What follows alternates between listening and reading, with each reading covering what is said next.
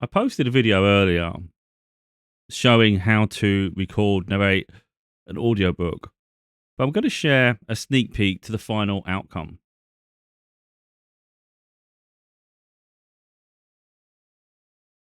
So in the video, I showed how to do it all, but the audio itself was quite abrasive.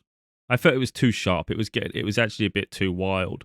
So what I'm doing now is going to show the actual outcome. So what I did, I went back and I edited all the cuts I was doing. So effectively, there's like a timeline sequence. I'm not sure if I've got it here. Audible. Yeah. So all these little fragments here that I cut down. So the problem is it was too abrasive. So it's all immediate. So what I've done is gone back, deleted all the edits, and left it in its rawest form, really. And I just want to show that now because now it's far more. I think it sounds better. It's more complete. And we just show the episode. So this is the chapter, "The Truth Sets Us Free." It's towards the end of the book, with maybe eight chapters remaining. Before we do that, I just want to do the first line of "The Lonely Journey to Success," just so you can recognize the cohesion between chapters. Chapter 27: The Lonely Journey to Success. The journey towards success can sometimes be incredibly lonely, and that's the sacrifice. So, I'm really happy with all of my books. I absolutely cherish all of them. I feel they're underappreciated. I don't think people have seen them yet. Hopefully one day people will. And this is the one I literally recorded a little bit earlier. Chapter 28. The Truth Sets Us Free. Sometimes people concoct lies to fulfill a narrative. So speaking up against that and telling the truth can hurt. Not everybody believes the truth. So our character gets questioned. But when the truth gets recognized, it hurts the lying cowards who go into hiding. Unless we speak up and share our stories, those intent on disruption and toxic influence will ruin the lives of many through slandering and manipulation to deviate people from the truth. For a significant portion of my life, I've had people intent on trying to dominate and control me, often through false narrative to diminish my light. However, I never allow anyone to have power over me. I speak up regardless of any fallback on myself, from those involved or strangers forming opinions. I can't control others' behaviors or thoughts, but can decide how to react and represent myself. No one can determine my actions and thoughts. Only I control that. I don't try to portray myself as perfect. Perfection doesn't exist. But many people do, and that's their downfall. Unless we reveal ourselves in our purest form, including our negatives, we leave ourselves open to misinterpretation. I find authenticity refreshing and liberating, which may explain why I reveal myself to the world as I am, rather than an altered version. People inherently slip up when they portray themselves as perfect, because maintaining a false image is exhausting and impossible. Regardless of how much one would want to believe their lies, a single blip in a narrative can cause everything one says and does to be in doubt. Everything becomes questionable. And what was once plausible becomes implausible, and the false stature of prominence becomes a pathetic example of someone who sought to posture as something they weren't. Society is rife with examples of false representations of people, and authenticity has been rare. Hopefully, more people will accept themselves as they are, and by extension, be more accepting of others. Then perhaps people won't be compelled to be anything other than themselves, and a new standard of integrity can be birthed to the world. I embrace my flaws and strengths, and continuously evolve and work on myself. I admit when I do something wrong, but I also praise myself when I do something great. So, whilst people may misunderstand me because they misunderstand themselves, I don't. When people have spent their entire lives hiding behind false facades and worked on everyone they've met, of course, They become blinded by their ego and surprised when they meet someone who can see through them. They expect cycles to repeat, but some people are cycle breakers, and they become a threat to others' illusions. Because of that, they get attacked, often publicly, as a consequence of a narcissist's retribution. Sometimes I avoid promoting my A Father's Daughter book series because they can inflame the situation with the past from those involved in that period of my life. However, other times I promote them with complete disregard for the consequences. I refuse to dim myself or avoid challenging situations permanently. But as with everything, balance is required. After all, if I were to promote a book series involving trauma and personal events continuously, it would seem like a sustained attack on those involved and perhaps even considered bullying. I need to recognize that it's not my responsibility to concern myself with others' reactions or inability to handle situations. So I shouldn't be dimming myself or limiting my potential because others wouldn't be able to cope with the focus on events told and their involvement within the story. That's for them to process and heal, not for me to be silent. And if they consider my promotion of the books and what happened to be an attack on them, that's not for me to concern myself with. For I have the right and freedom to express myself and share periods of my life, just as others can also do. Promoting my other books, which focused on spirituality and personal transformation and healing, was more manageable, less aggressive, because they didn't involve other people. So no one else gets affected. I can only promote so much at a given time, so it made sense to prioritize less confrontational content. Still, I recognize the story told in the other books deserves to be heard and would be healing and therapeutic to people who relate to the trauma and content of the books. So whilst I've avoided, at times, the promotion of some books, other times I do speak openly about them and don't shy away from extended periods because they mean as much to me as any of my other creations. Bullies want and expect people to remain silent about events which shine a light on them. But it's not for us to protect anyone, especially toxic and abusive individuals. Everyone bears the consequences, for good and bad, for their actions. So people should learn to think more before they do anything, as you never know who people are. For instance, I'm vocal about everything in my life, so targeting and attacking me comes with a consequence of me speaking up publicly about it if I choose. Before I speak up, people don't anticipate me being so vocal. They are surprised by my ability to express myself and my relentless nature of seeking justice and standing firm with liberation and freedom. We can either be victims or not. The choice is ours. I refuse to be a victim. Instead, I speak up and free myself to overcome every situation, regardless of social politics, opinions, and misinformation spread by others. When we share our voices and experiences, it permits others to do the same. Sometimes people need a nudge to leave the shadows and reveal themselves.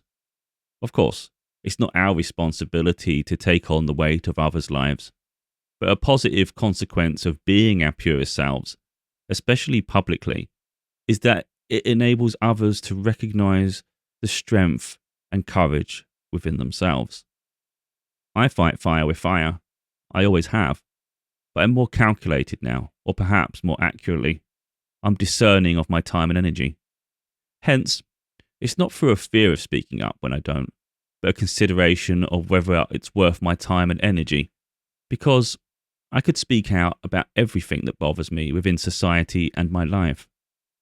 So instead of unnecessarily derailing myself from one topic to another, I focus on what matters most at a given time.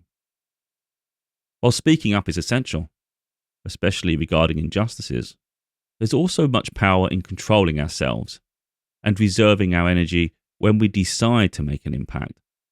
So, silence isn't always a weakness or shying away, but choosing when to speak takes wisdom and self-control for a significant impact. Everyone can be reckless or wise. It's a decision of self-control and mastery. Sometimes it's wise to leave people to talk to themselves into an early grave.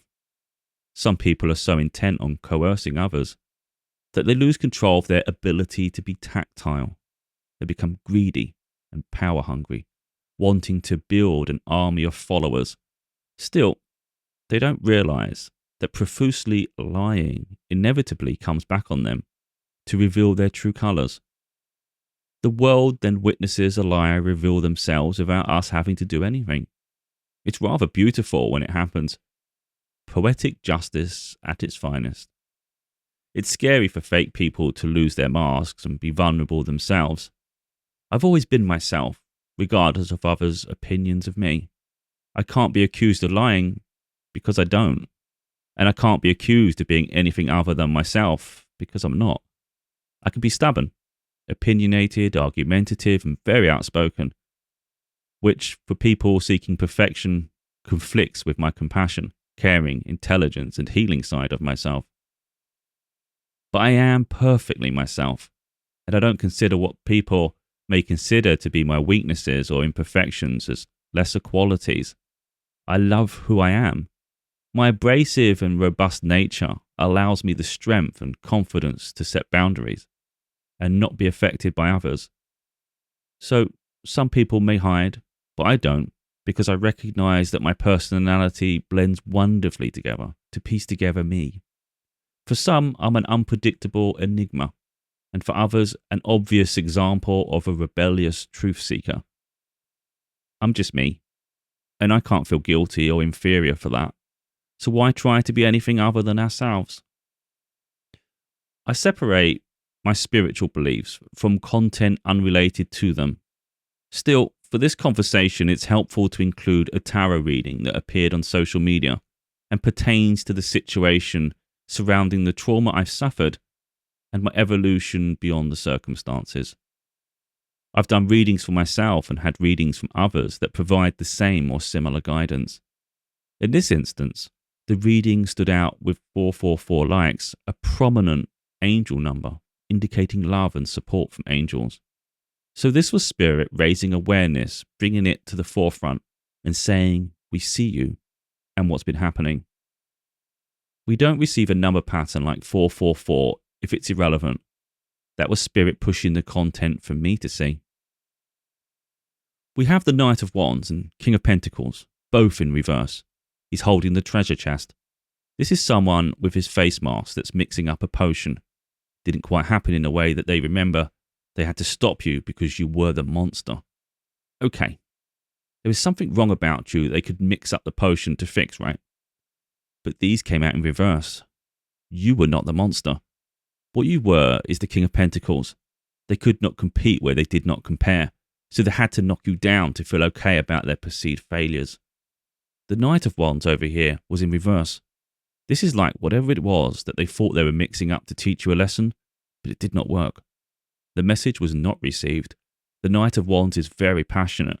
So these people were 10 toes down on turning you into this monster that you were not. They're misremembering the steps that they took that got them to their decisions. People could be so deluded. If the trauma I experienced weren't so heartbreaking, it would be humorous. I've grown past the heartbreak and watched people in the chaos. Too busy on my path to concern myself with the unnecessary path of others. I recognize that life matches us where we are. So if we've got lessons to learn, we have time to heal and evolve. And most of the time it happens in isolation. Along the way, I've proved a lot of people wrong. But people hide behind a mask and it falls. I find it amusing when people concoct stories to convince themselves and others that they're not horrible, but the sequence of events doesn't match up. I've always played the long game, waiting for time to catch up with events rather than overstress myself about current circumstances. People involved in the chaos in my life focus on the short gains with quick wins, without consideration for the long-term consequences, which is naively short-sighted and often chaotic. Regarding my daughter, it never made sense when other parties are disrupted, because she's lived through it too. So she's evidence of the truth. The pressure and life forced upon her by others will bear consequences in the future, which is their own doing. Still, hopefully in the future, they will reflect upon those short-term chaotic wins and learn that being respectful and fair is better for everyone than greedily moving towards a crisis. I have 7 of Pentacles and 8 of Pentacles. So instead of taking a step forward, they took a step backwards. Instead of teaching you a lesson, they're about to learn one.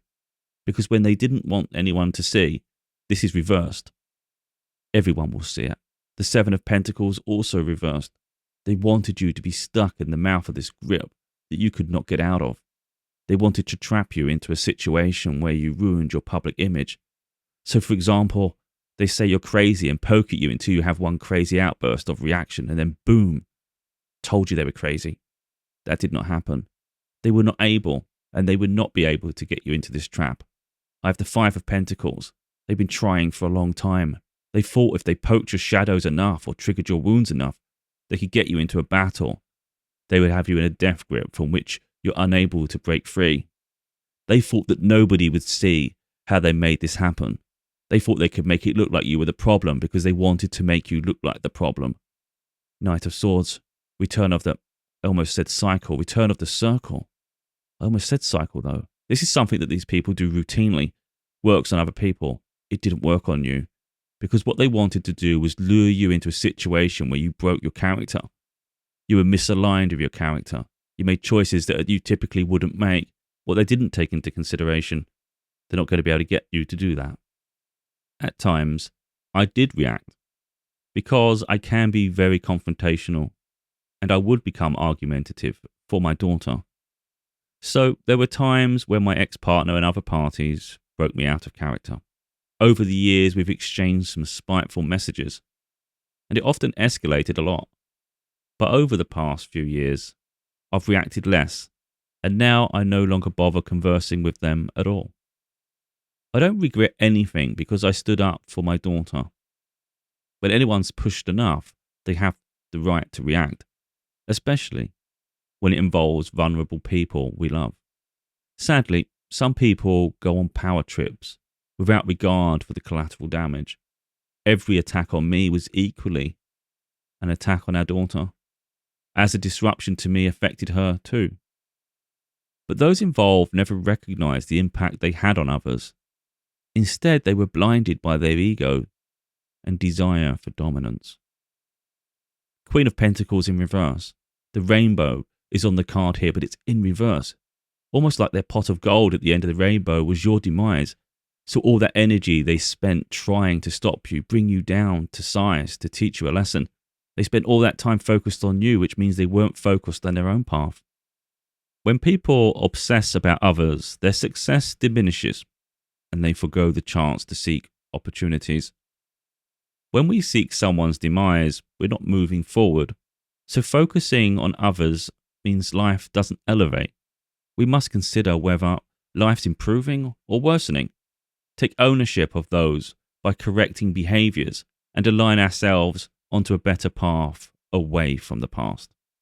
When we align with our purpose, we receive support and help to fulfill our journey and life goals.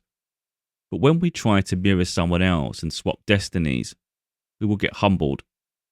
When we've made peace with the past or a situation and already forgiven the situation, that doesn't give free rein for people to re-enter our lives. Forgiveness is for our peace, not others' sanctity. So we draw a line in the sand, recognizing that others behave from a place of hurt and self-entitlement. And that's for them to heal. I understand why they did what they did, even if they don't, and I make peace with what happened, and I've moved on. Beyond that, we don't require an apology. and certainly don't need a reunion to clear the air. That timeline ended, and we move into new beginnings with new people and experiences.